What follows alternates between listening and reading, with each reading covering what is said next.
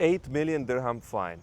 This is what potentially a business owner can get if you simply don't follow AML anti-money laundering regulations. So let's talk about it.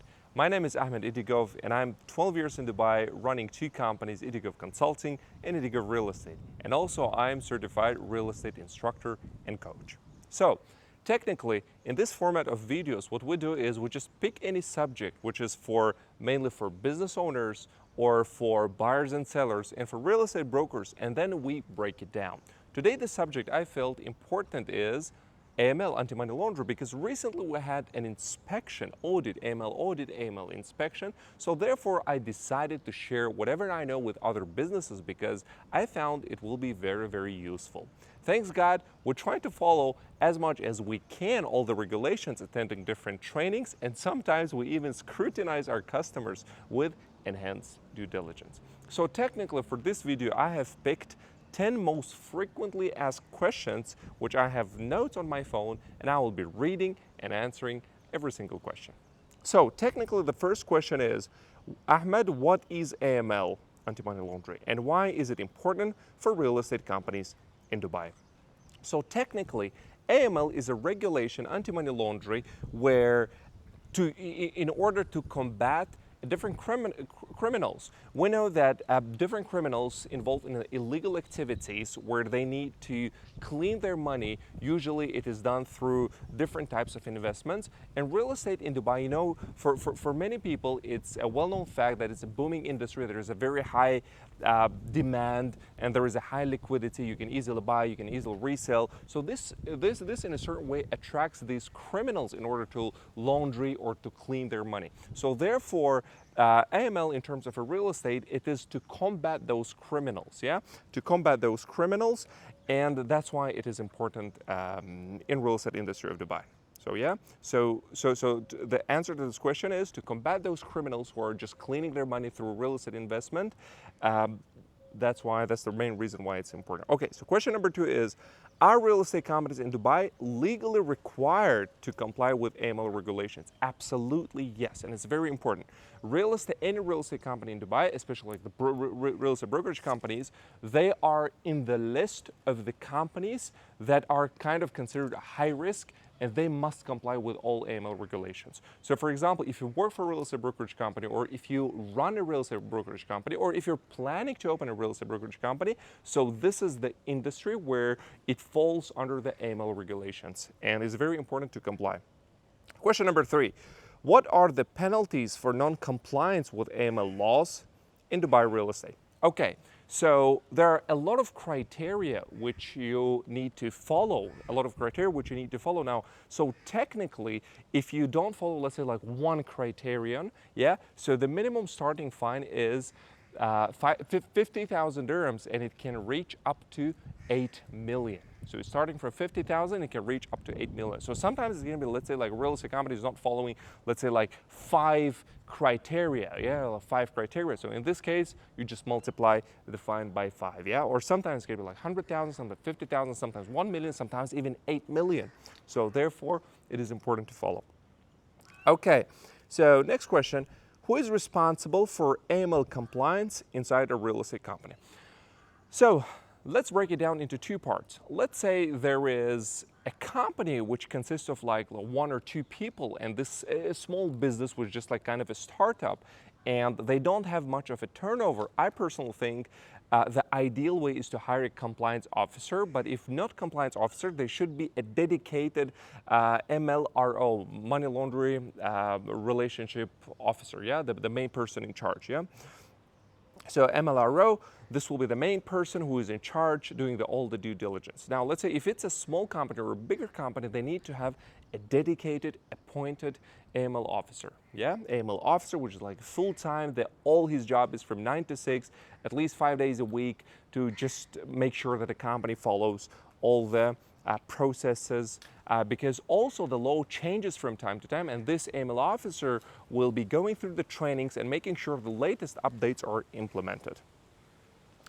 Question number 5, what is customer due diligence? So customer due diligence, it is technically in a real estate company before onboarding any customer, let's say like there is a buyer who wants to purchase a property, he's coming and approaching your real estate company, or you if you're a real estate broker, and the customer is like, hey, I want to buy a property.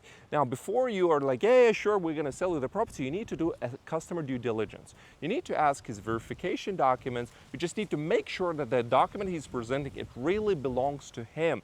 After that, you need to fill in the form of KYC, which stands for Know Your Customer. That's technically a form which consists all the basic and necessary information about the customer. And then right after, you need to do a screening of this customer just to make sure that he is not a criminal, he's not in a sanction list, he's not in a United Nations list or any other watch list. Now, if the person is not in this list, then you can continue and provide him your services. So this is what we call a customer due diligence. Okay, question number 6.